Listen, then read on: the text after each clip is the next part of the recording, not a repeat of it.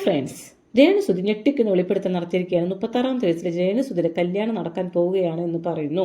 അതുപോലെ തന്നെ ലക്ഷ്യങ്ങളെക്കുറിച്ചും പറയുന്നുണ്ട്. ഇപ്പോൾ രേണുസുതി പറയുന്ന നിമിഷത്തിൽ തന്നെ അനീഷിനെ വിളിച്ച് വെച്ചതേ ഉള്ളൂ എന്നും പറയുന്നുണ്ട്. അപ്പാനെ വിളിച്ച കാര്യങ്ങൾ പറയുന്നുണ്ട്. അതുപോലെ അനുമോളെ കുറിച്ചും കുറച്ച് കാര്യങ്ങൾ പറയുന്നുണ്ട്.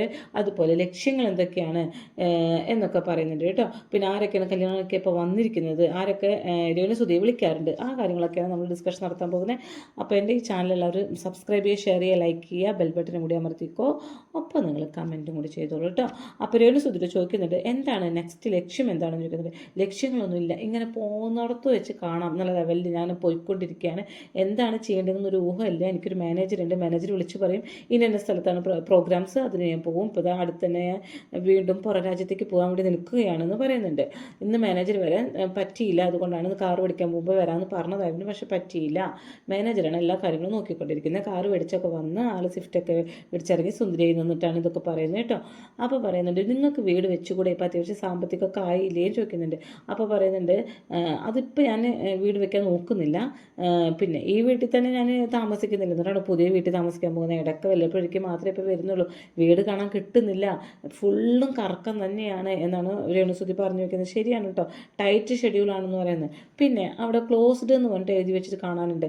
അപ്പോൾ രേണുസുതി പറയുന്നുണ്ട്, അത് ആ ഫാദർ ക്ലോസ് ചെയ്ത് വെച്ചതാണ്, ആ വഴിക്ക് പോകാൻ പാടില്ല എന്ന് പറഞ്ഞിട്ടുണ്ട്. അദ്ദേഹത്തിൻ്റെ വീട് അവിടെയാണല്ലോ, അപ്പോൾ അദ്ദേഹത്തിൻ്റെ സ്വത്താണല്ലോ, അതുകൊണ്ട് അദ്ദേഹത്തിന് എന്തും ചെയ്യാലോ എന്ന് പറയുന്നുണ്ട്. പിന്നെ വീട് പൊളിഞ്ഞൊരു ഭാഗത്ത് നിന്നിട്ടാണ് ഇൻ്റർവ്യൂ കൊടുത്തിരുന്നത്. അപ്പോൾ പറഞ്ഞു, ഓ ഇനിയിപ്പോൾ ഇത് കാണിക്കാൻ വേണ്ടി അവിടെ നിന്നെന്ന് പറയും, ഞാൻ അവിടെ നിന്ന് മാറി നിൽക്കട്ടെ എന്ന് പറഞ്ഞിട്ട് അപ്പുറത്തേക്ക് മാറി നിന്നു. അപ്പോൾ തന്നെ ഒരു തേങ്ങ വീഴുന്നുണ്ട് കേട്ടോ, എവിടെയോ തേങ്ങ വീഴുന്നുണ്ട്. ഓ ഇതൊക്കെ പൊട്ടിപ്പൊളിഞ്ഞ് വീണു എന്ന് പറയുന്നുണ്ട്. അപ്പോൾ പറഞ്ഞു, അയ്യോ ഇനിയിപ്പോൾ വീടാണെന്ന് വിചാരിക്കും, തേങ്ങയാണ് കേട്ടോ വീണത് എന്നൊക്കെ പറഞ്ഞ് രേണുസുതി തമാശ അടിക്കുന്നുണ്ട് കേട്ടോ.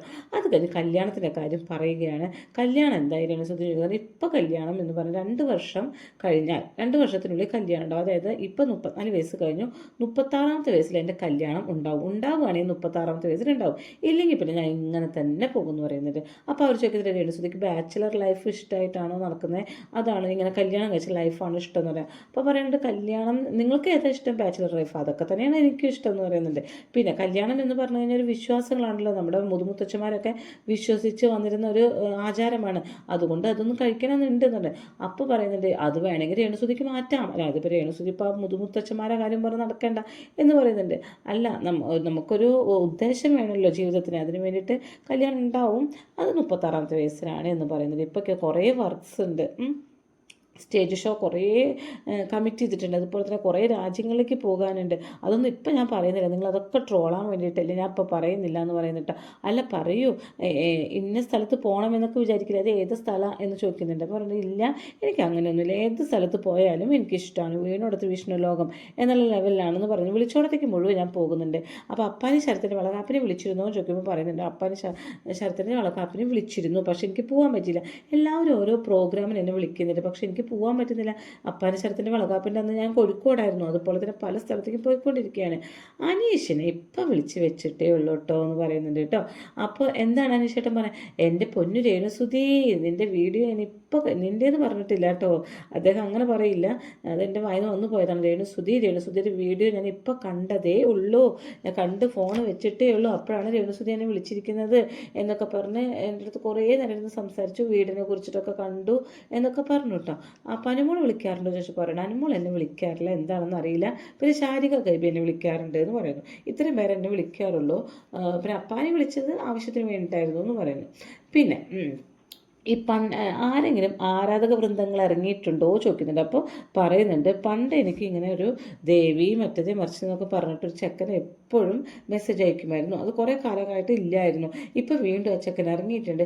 ദേവി, ഞാൻ കുറേ നാൾ എനിക്ക് ഇൻസ്റ്റ ഉണ്ടായിരുന്നില്ല, ഞാൻ വീണ്ടും ഇൻസ്റ്റ ഉപയോഗിച്ച് തുടങ്ങി. അപ്പോൾ ഞാൻ ദേവീനെ കണ്ടപ്പോൾ എനിക്ക് ആരാധിക്കാൻ തോന്നുന്നു, പ്രാചിത്തമായിട്ട് ഇത്രയും കാലം ഇൻസ്റ്റ ഉപയോഗിക്കാത്തത് കൊണ്ട് ദേവിയുമായി സംസാരിക്കാൻ പറ്റിയില്ല, അതുകൊണ്ട് എത്ര രൂപ വേണമെങ്കിലും തരാം എന്ന് പറയുന്നുണ്ട്. അങ്ങനെ ആ ഒരു ആരാധകൻ ഭയങ്കരമായിട്ട് ശല്യപ്പെടുത്തിക്കൊണ്ടിരിക്കുകയാണ്.